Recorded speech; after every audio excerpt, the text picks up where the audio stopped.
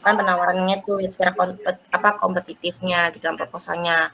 Nah, itu kayak apa namanya, dari misalnya dari segi harga, penawaran harga, dan juga penawaran batas waktu yang bisa diselesaikan proyek tersebut. Itu ada syarat-syaratnya.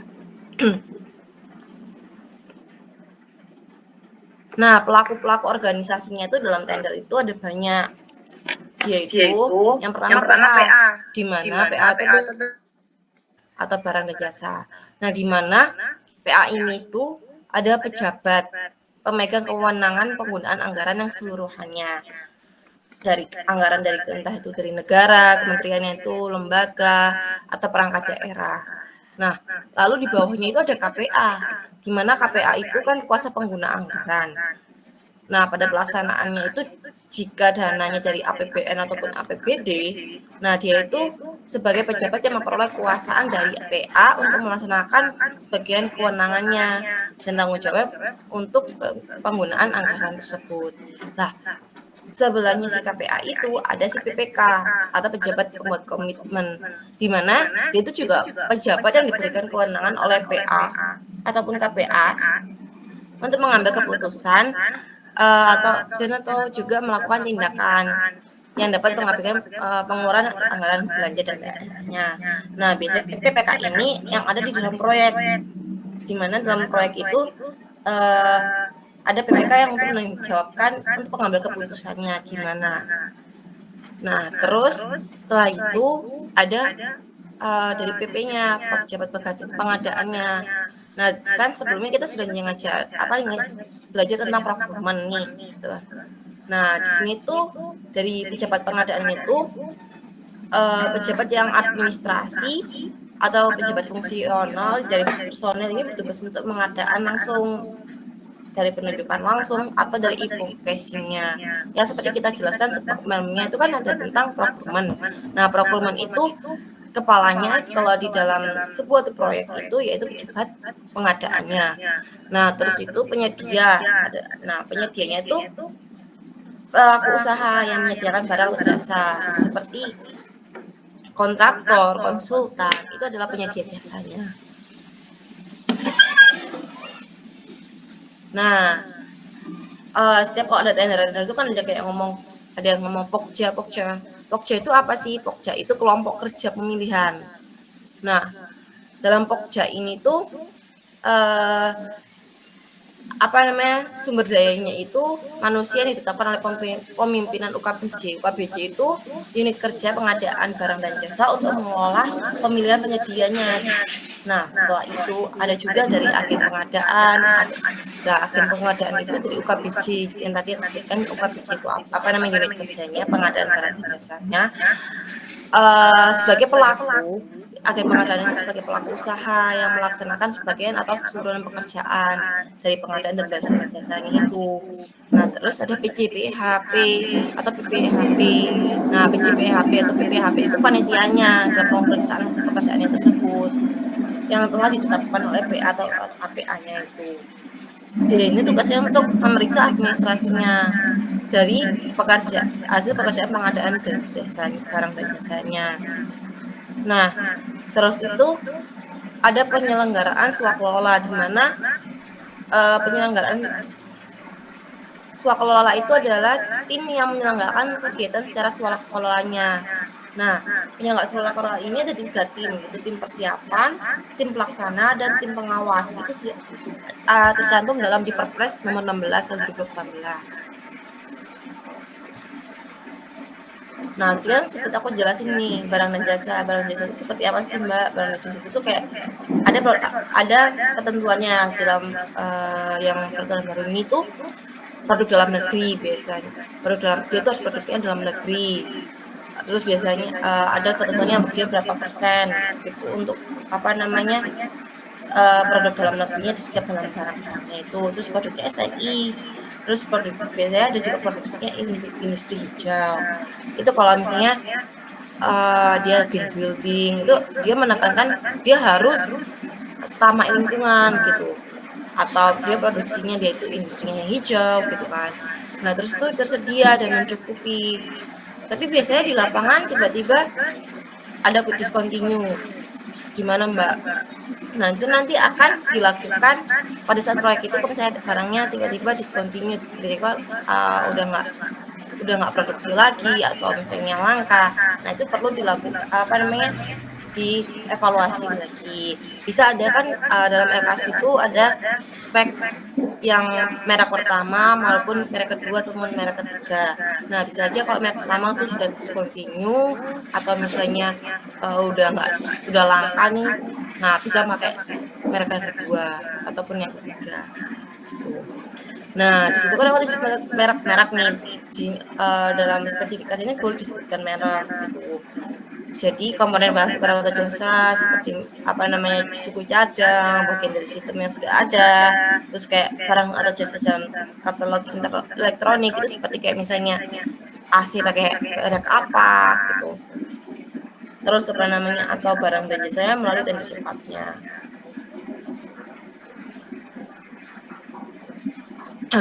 Nah, metode pemilihan dalam penyedia barang dan jasa itu ada beberapa, dari e-procurement, pengadaan langsung, penunjukan langsung, tender cepat, dan tender. Nah, di mana e-procurement itu dilaksanakan kan udah tercantum dalam katalog elektroniknya. Nah, ini kok kayaknya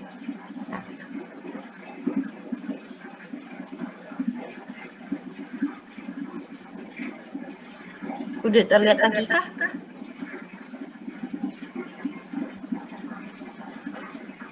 Halo? Tidak. Oh iya.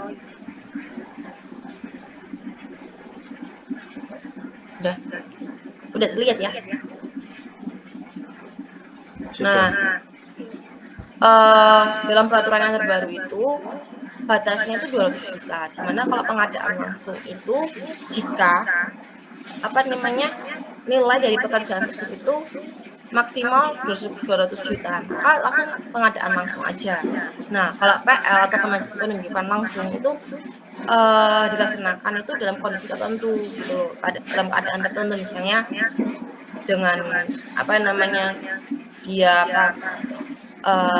nilai HPS-nya itu, nilai kontraknya tuh nggak sampai 200 juta, atau dia tuh dalam proyeknya skala kecil, itu bisa menggunakan penunjukan langsung. Nah, terus itu untuk tender cepat. Nah, kalau tender cepat ini itu terdapat dari spesifikasi, terus volume pekerjaannya tuh udah ditentukan secara rinci. Nah, terus kayak pelaku usahanya tuh udah terkualifikasi dalam sistem informasi kinerja penyedia. Jadi seperti yang aku jelaskan waktu itu pernah sempat menyinggung, jika proyek misalnya nih kontraktormu itu punya track record baik untuk di instalasimu.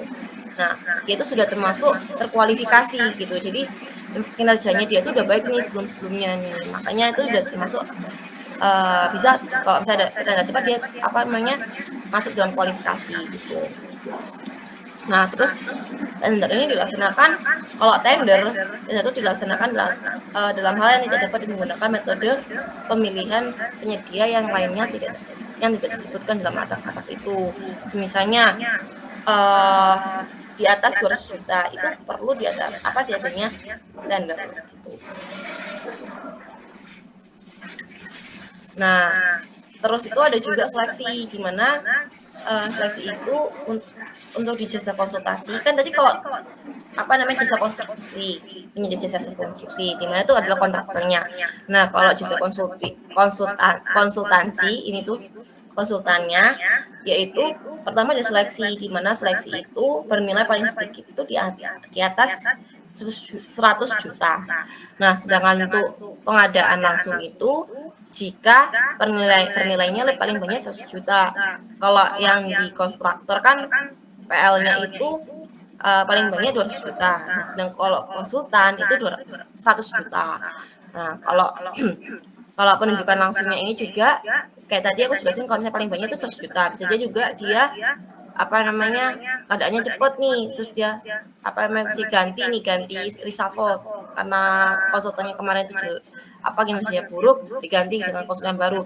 Tapi itu butuh cepat. Ya udah akhirnya penunjukan langsung aja gitu.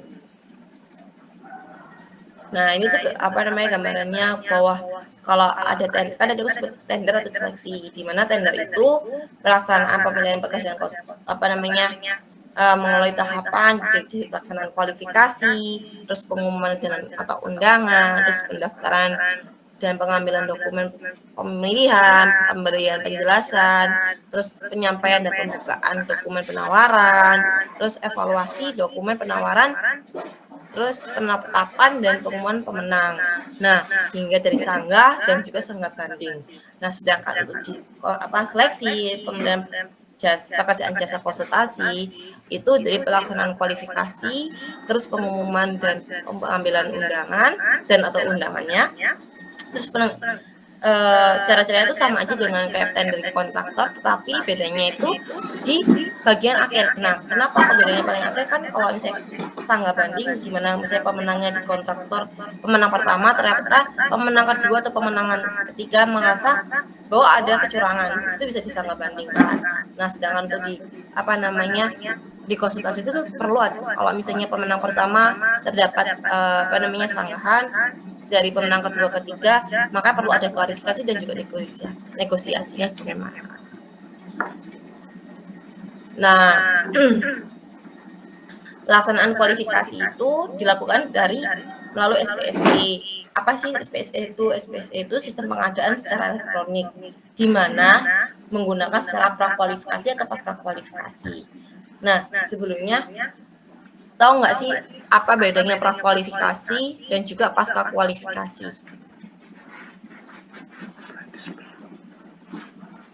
Ayo, mungkin yang lain bisa menjawab. Pasca sama pra. Ayo, pasti tahu kan? Kalau itu sebelum, kalau pascanya sesudahnya. Nah, tinggal kalau itu tahu, Mas. Maksudnya hubungannya sama kualifikasi itu bagaimana? Nah, ayo. Putra, silakan Putra. Rangga tadi. Rangga, silakan ayo. Izin menjawab, Pak. Jadi kalau di prakualifikasi itu penilaian persyaratan kualifikasi yang dilaksanakan sebelum pemasukan dokumen penawaran, Pak. Terus kalau pasca kualifikasi itu penilaian persyaratan kualifikasi yang dilaksanakan setelah pemasukan penawaran. Ya. Ya, betul benar. Jadi prakualifikasi dan pasca dari kadisub katanya jadi sudah kelihatan kan pra sebelum kualifikasi itu kan penilaian sebelum kualifikasinya bagaimana. Nah, makanya prakualifikasi itu adalah sebelum penilaian yang dimulai penilaian sebelum dari sebelum penilaian penawarannya, sedangkan pasca itu sesudahnya. Di mana proses kualifikasi itu dari undangan prakualifikasi, terus ada prakualifikasi, terus undangan pemilihan, terus pemilihan hingga penetapan pemenangnya. Nah, itu untuk di prakualifikasi. Nah, seperti yang tadi aku secara singkat kan tadi dijelaskan sama Mas Putra ya. Nah, itu kalau proses pemilihannya, sedangkan untuk di pasca kan itu kan setelah pendaftaran atau evaluasi pemilihannya. Nah, itu setelahnya pendaftaran itu terdapat penilaiannya. Jadi dari pengumuman, pendaftaran, baru penilaian dari pasca kualifikasi itu, lalu penetapan pemenangnya siapa. Nah, kan untuk yang tadi sudah dijelaskan bahwa prakualifikasi proses evaluasi kualifikasi yang dilakukan sebelum penyampaian penawaran, di mana hal ini digunakan untuk dari tender barang atau pekerjaan jasa, terus itu yang bersifat sangat kompleks, lalu seleksinya itu untuk jasa konsultansi, badan usahanya, dan juga penunjukan langsung. Nah, untuk pasca kualifikasi itu merupakan evaluasi kualifikasi yang setelah penyampaian pada penawaran tersebut, di mana tendernya tersebut itu bersifatnya tidak kompleks. Nah, terus itu seleksinya dia itu untuk jasa konsultasinya perorangan. Nah, untuk metodenya sendiri itu untuk di jasa konsultasi dan konstruksi itu itu metodenya untuk konsultasi itu dengan pembobodaan dari ada ambang batasnya. Nah, terus itu dengan seleksi dari untuk seleksi dari prakualifikasinya. Nah, terus itu sistem gugur. Nah, kalau yang untuk di konstruksi itu dengan sistem gugur. Kenapa kok sistem gugur? Jadi kan ada minimal HPS-nya berapa. Nah, nanti itu diambil 3 yang terbesar, 3 pemenang tertinggi. Nah, nanti itu kan sistem gugur setelah dievaluasi lagi, diolah lagi gimana dari evaluasi administrasi, evaluasi teknis sampai ke evaluasi tahap akhir itu akan sistem gugur.